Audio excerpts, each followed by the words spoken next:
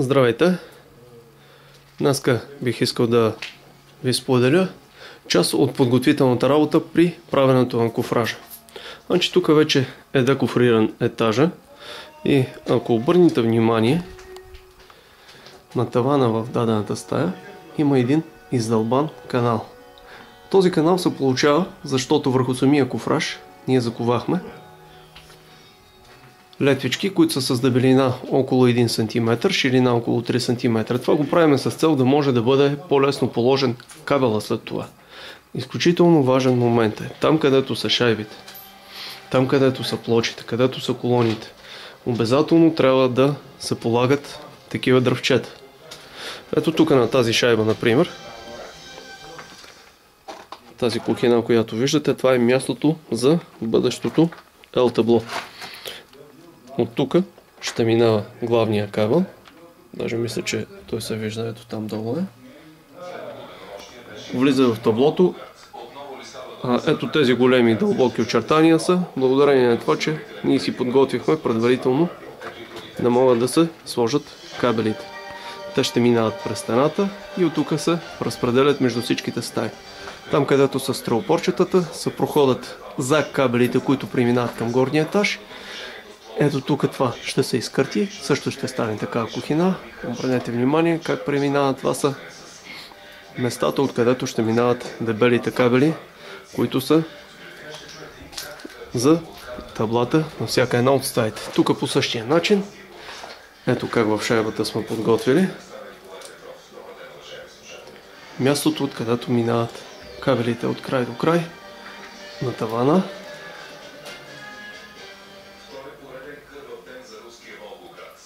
Ето така.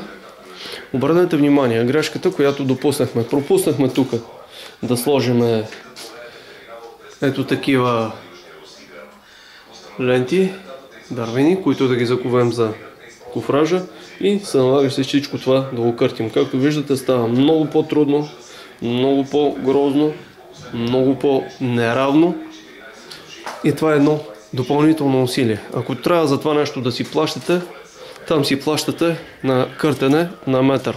Имайте го преди това нещо. Така че молбата ми към вас, предвиждайте ги тези неща. Предвиждайте ги, за да нямате проблеми. Ето тук по същия начин сме пуснали по цялата шайба.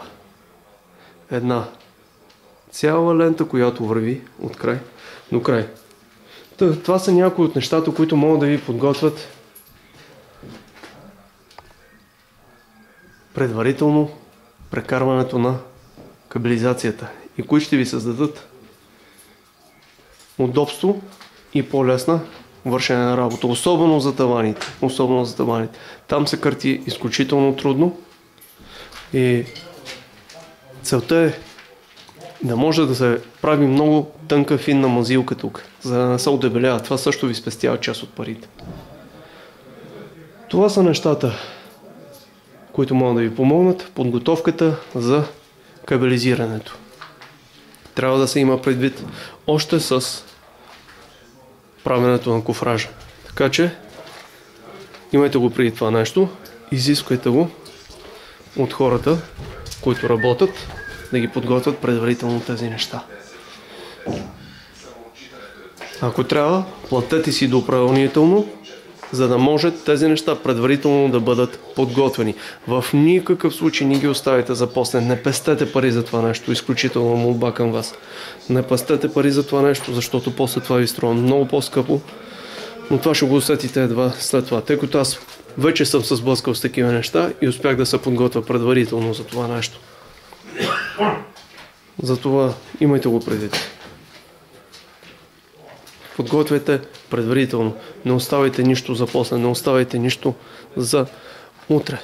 Ето тук по същия начин сме подготвили. Ето откъде минава. Това е вече на терасата. И къде излиза. Така че действайте. Стройте вашите обекти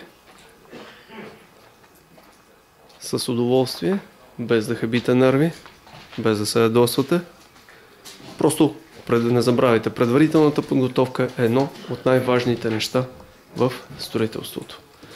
Ще бъда благодарен, ако се подписвате на канала, ако задавате своите въпроси, давате своите мнения. Благодаря.